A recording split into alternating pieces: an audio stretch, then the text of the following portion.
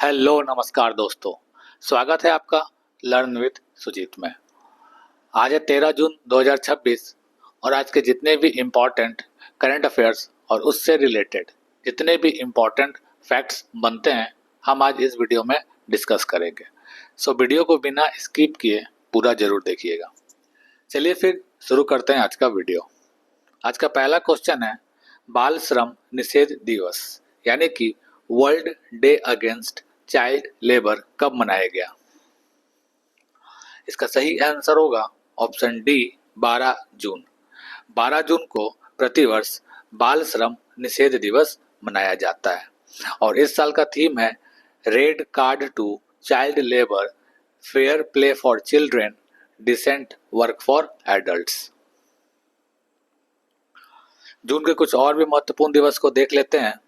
1 जून को विश्व दुग्ध दिवस यानी कि वर्ल्ड मिल्क डे मनाया गया।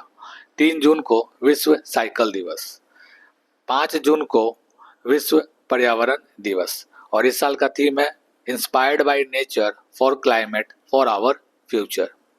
7 जून को विश्व खाद्य सुरक्षा दिवस मनाया गया और इस साल का थीम है from burden to solutions, safe food everywhere. 8 जून को विश्व महासागर दिवस और 10 जून को विश्व नेत्रदान दिवस मनाया गया और इस साल का थीम है donate eyes, gift site, transfer lives. अगला क्वेश्चन है ग्लोबल पीस इंडेक्स 2026 की नवीनतम रिपोर्ट के अनुसार 163 देशों की सूची में भारत का स्थान क्या है। इसका सही आंसर होगा ऑप्शन बी 127। अभी हाल ही में ग्लोबल पीस इंडेक्स 2026 जारी किया गया। इसके नवीनतम रिपोर्ट के अनुसार कुल 163 देशों की सूची में भारत का इस साल 127वां स्थान है। वहीं बात करें 2025 की तो 2025 में भारत 115वें नंबर पे था और इस साल 2026 में भारत का स्थान 127वां हो गया है। अच्छा, इस इंडेक्स को जारी कौन करता है? तो इसको जारी करने वाला है institute for economics and peace. इस इंडेक्स के टॉप 5 कंट्रीज के नाम देख लेते हैं। इस साल भी आइसलैंड लगातार 19वीं बार पहले स्थान पर बना रहा। आइसलैंड लगातार 19वीं बार पहले स्थान पे बना रहा। वहीं दूसरे स्थान पर न्यूजीलैंड, तीसरे पे स्विट्जरलैंड, चौथे पे स्लोवेनिया और 5वें स्थान पर आयरलैंड है। रसिया का स्थान सबसे पीछे रहा यानी कि 163वें स्थान पर रसिया है। अगला क्वेश्चन है 52वां G7 समिट 2026 का आयोजन कहाँ किया जा रहा है। इसका सही आंसर होगा ऑप्शन बी फ्रांस। फ्रांस के एवियन शहर में 52वां G7 समिट का आयोजन किया जा रहा है। बात करें G7 की तो G7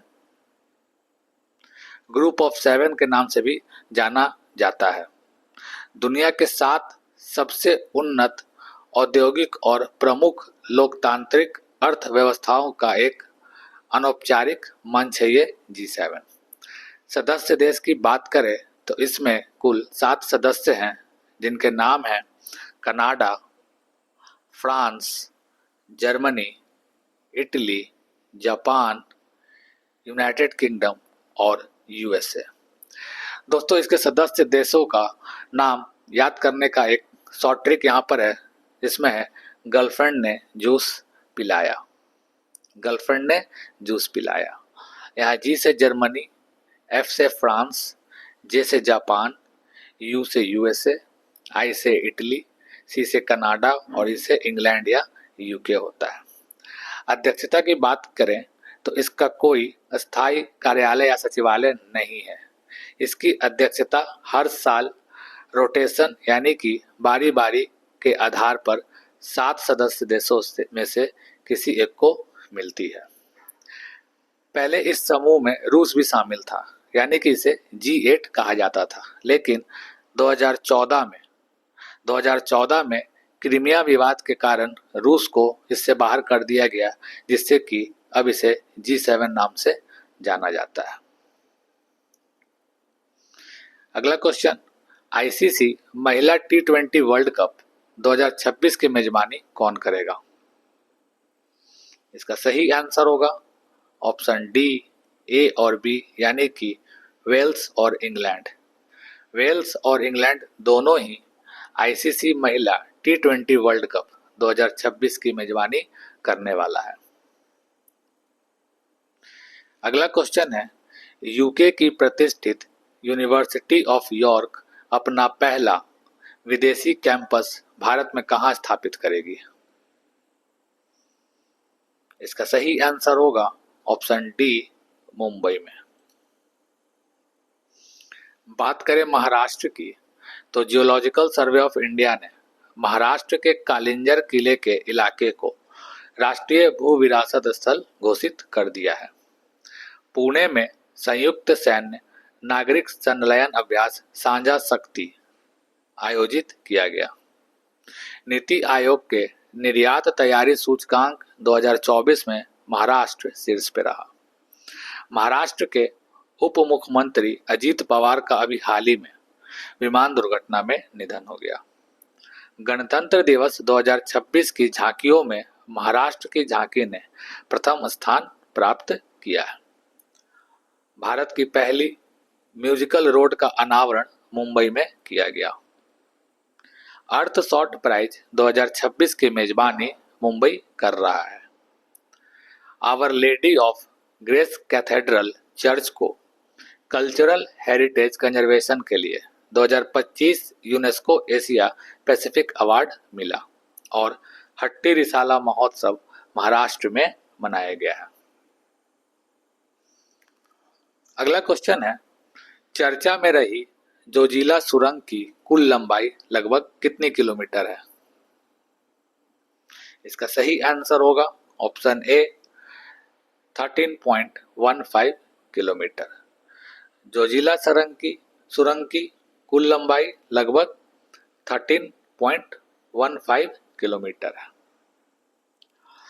बात करें इस सुरंग की, तो यह सुरंग जम्मू कश्मीर के गांदरबल जिले में बालटाल, जो कि सोनमर्ग के पास है, और लद्दाख के कारगिल जिले में मीना मार्ग, जो कि द्रास के पास है, उसको जोड़ती है।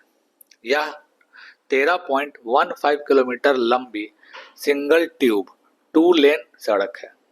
2 लेन ये सड़क सुरंग है जो समुद्र तल से लगभग 11,578 फीट यानी कि 3,528 मीटर की ऊंचाई पर स्थित है। यह टनल फरवरी 2028 तक पूरी तरह से बनकर तैयार हो जाएगी और आम जनता के यातायात के लिए इसे खोल दिया जाएगा। अगला क्वेश्चन है, 23वां फीफा विश्व कप 2026 का उद्घाटन कहां किया गया? इसका सही आंसर होगा ऑप्शन सी, मेक्सिको। मेक्सिको में 23वें फीफा विश्व कप 2026 का उद्घाटन किया गया है। फीफा 2026 के कुछ फैक्ट्स को हम लोग देख लेते हैं। तो इस बार जो फीफा 2026 है उसका मेजबान देश अमेरिका, कनाडा और मेक्सिको है, और ऐसा पहली बार हुआ है जब 3 देश मिलकर फीफा विश्व कप की मेजबानी कर रहे हैं। कुल 16 शहरों में इसका मुकाबला किया जा रहा है, यानी कि इसका आयोजन कुल 16 शहरों में किया जा रहा है, जिसमें से अमेरिका के 11 शहर हैं, मेक्सिको के 3 शहर हैं और कनाडा के 2 शहर शामिल हैं। इस बार कुल 48 टीम इसमें पार्टिसिपेट यानी कि हिस्सा ले रही है। मैचों की कुल संख्या 104 होगी। बात करें शुभंकर यानी कि मैस्कॉट की, तो 23वें फीफा वर्ल्ड कप 2026 के लिए इस बार एक नहीं बल्कि 3 आधिकारिक शुभंकर जारी किए गए हैं। इसमें पहला है क्लच। पहला कौन सा है?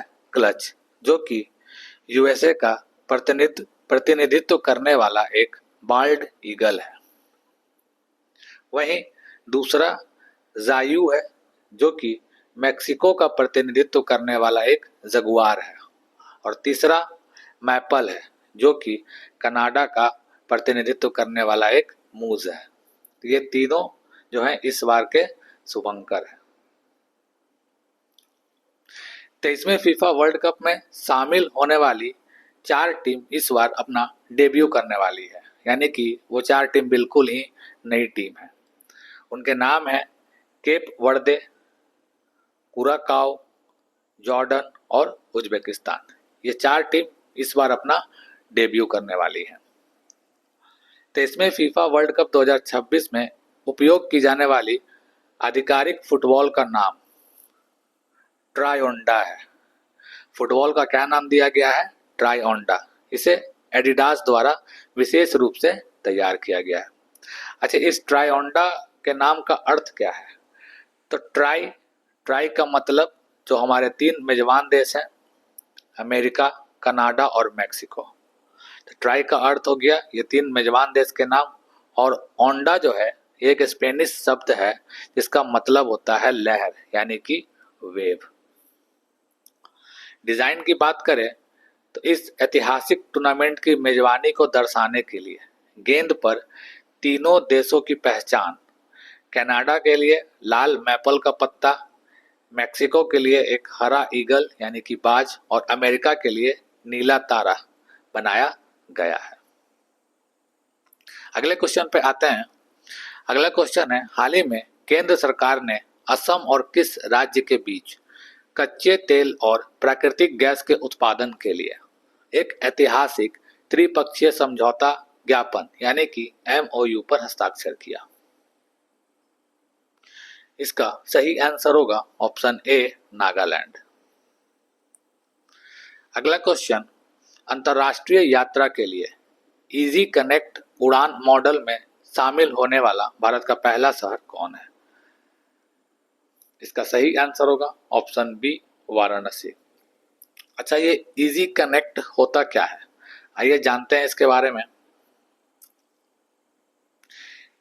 बात करें इजी कनेक्ट, तो आखिर ये इजी कनेक्ट होता क्या है? तो इजी कनेक्ट, इसमें आपको जो शुरुआती एयरपोर्ट है उस पर ही चेक इन और इमिग्रेशन की जो औपचारिकताएं होती हैं उन्हें पूरी कर दी जाती हैं।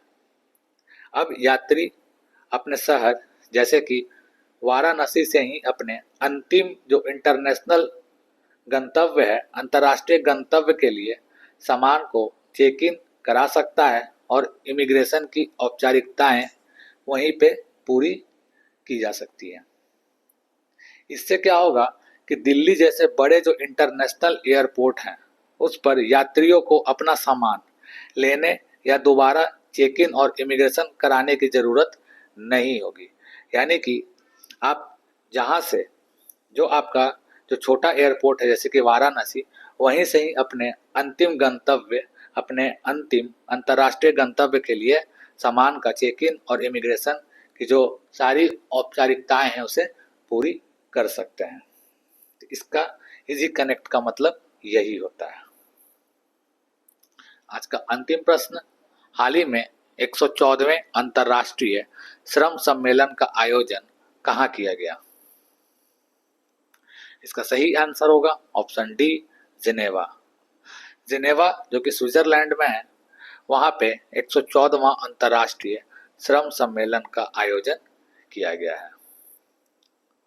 दोस्तों, अब 12 जून 2026 के जो करंट अफेयर्स हैं उसका हम लोग फटाफट रिवीजन कर लेते हैं। पहला क्वेश्चन, मेटा प्लेटफॉर्म्स और रिलायंस इंडस्ट्रीज ने साझेदारी करके कहाँ भारत का पहला AI सक्षम डेटा सेंटर स्थापित करने की घोषणा की है? इसका सही आंसर होगा ऑप्शन डी, गुजरात के जामनगर में। अगला क्वेश्चन, अंतर्राष्ट्रीय खेल दिवस कब मनाया गया? इसका सही आंसर होगा ऑप्शन सी, 11 जून।